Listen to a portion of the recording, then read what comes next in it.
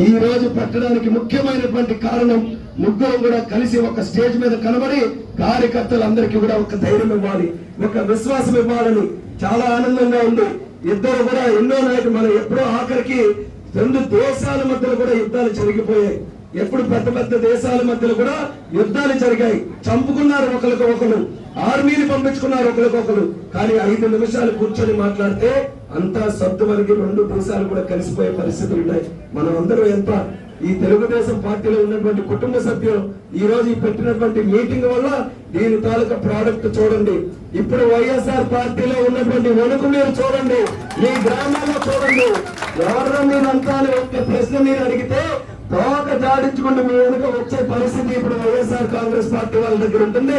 అది గుర్తుపెట్టుకొని మీరందరూ కూడా ధైర్యంగా పనిచేయాలని కూడా తెలియజేస్తున్నాను. అలాగే కొత్తగా కూడా పార్టీలో చేరినటువంటి వారు ఉన్నారు, వాళ్ళకి కూడా తెలియజేస్తున్నాం. ఈ రోజు గెలవక ముందే మీరు అందరూ కూడా వచ్చారు, వాళ్ళకి కూడా గౌరవించుకున్నాం. గెలిచిన తర్వాత వస్తారు, అదొక బ్యాచ్ ఉంటుంది, దాని మీద మాత్రం కన్ను పెట్టాలి. అది మీరు అందరికీ తెలిసిందే కదా. గెలిచిన తర్వాత వచ్చే బ్యాచ్. అది ఈ రోజు ఇంకా కష్టకాలంలోనే ఉన్నాం, ఇంకా ఒక స్పీడ్ బ్రేకర్ వచ్చింది. అయినా సరే ధైర్యంగా కొంతమంది నాయకులు తెలుగుదేశం పార్టీ కండువా వేసుకొని మన వైపు వచ్చారు కాబట్టి వాళ్ళను కూడా కలుపుకొని వాళ్ళను కూడా మనం ఐకమత్యంగా అందరూ కూడా యూనిట్ గా తీసుకొని వెళ్లాల్సినటువంటి బాధ్యత ఉంది. కాబట్టి ముందుగా ఇప్పుడు ఎన్ని మనం మాట్లాడుకున్న టైం ఎక్కువ లేదు, కష్టపడి మనం చేస్తే 12 రోజులు ఉంది. ఆ 12వ రోజు కూడా 5 గంటలకు ఆపారు ప్రచారం.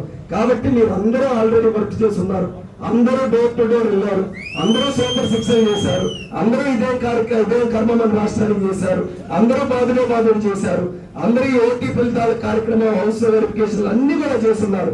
కాబట్టి ఈ రోజు కొత్తగా చేయాల్సినటువంటి మీరు ధైర్యం ఇవ్వాలి. మా పార్టీలో ఎక్కడ చీలికలు లేవు, వర్గాలు లేవు, మనస్పార్థాలు లేవు, మేమందరం కూడా ఒకటే. మొన్నటి వరకు ఒక నాయకుడిగా వెళ్ళాం, ఈ రోజు 2 నాయకులుగా మేము వెళ్తున్నాం. 2 భుజబలం మాకుంది. గోవిందరావు గారు ఉంటారు, అలాగే రమణ గారు ఉంటారు అని చెప్పి ధైర్యంగా మీరందరూ కూడా వెళ్ళి ఒకే ఒక్క లక్ష్యంతో ఇక్కడ నుంచి తిరిగి వెళ్ళండి. మీకు ఎన్ని డౌట్లున్నా, ఎన్ని రకాల ఆలోచనలున్నా అన్ని కూడా పక్కన పెట్టండి. అధికారం వస్తే చాలా 99% మీకున్న సమస్యలకు అన్ని కూడా మన సమాధానం చెప్పొచ్చు.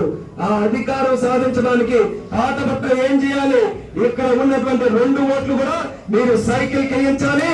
ఒక సైకిల్ మీద గోవిందరావుకి మనం అందరూ కూడా అసెంబ్లీకి పంపించాలి, మరొక సైకిల్ మీద నాకు ఢిల్లీకి పంపించాలి. ఇది లక్ష్యంగా మీరు అందరూ కూడా పంపించండి. సైకిల్ కి ఎప్పుడు కూడా 2 సీట్లు ఉంటాయి వెనక. అవసరమైనప్పుడల్లా రమణ గారికి ఒక సైకిల్ మీద ఈయన తీసుకెళ్తాడు, అమరావతి తీసుకెళ్తాడు. నాకు అవసరమైనప్పుడు నేను ఢిల్లీ కూడా నేను తీసుకొని వెళ్తానని మీ అందరికీ కూడా నేను మాటిస్తున్నాను. ఆయనకి ఎక్కడ కూడా వెనక్కి పెట్టే పరిస్థితి లేదు. ఆయన ఆధ్వర్యంలో, ఆయన అడుగుజాడల్లో, ఆయన ఆదేశాల మేరకు మేమిద్దరం కూడా పనిచేస్తాం. అది మా కర్తవ్యం అని కూడా సందర్భంగా తెలియజేస్తున్నారు. కానీ మీరు కూడా అదే రకంగా గౌరవం ఇప్పించుకోవాలి.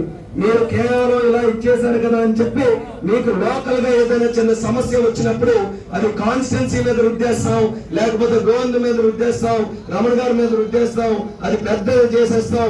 ఆ నియోజకవర్గం అంతా అలాగే ఉందని మాత్రం ఆ యాటిట్యూడ్ తో ఎవరు ఉండద్దు. గ్రామాల్లో సమస్యలు రావచ్చు, మా గ్రామంలో ఈ సమస్య వచ్చిందని ధైర్యంగా నాయకుల దగ్గరికి మాకు రండి. ఆ గ్రామం వరకు ఎలా ఏ సొల్యూషన్ తో వెళ్ళాలన్నది మేము ఖచ్చితంగా మీ అందరికి కూడా ఆమోదయోగ్యమైనటువంటి ఒక సొల్యూషన్ ఇచ్చి మీకు ముందుకు నడిపిస్తాం. కానీ చిన్న సమస్యలను తీసుకొని వచ్చి ఎలక్షన్ ముందు ఏదో ఇదే జరిగిపోతుంది అన్నటువంటి పరిస్థితి మాత్రం రేపు నియోజకవర్గంలో తీసుకొని రావద్దు.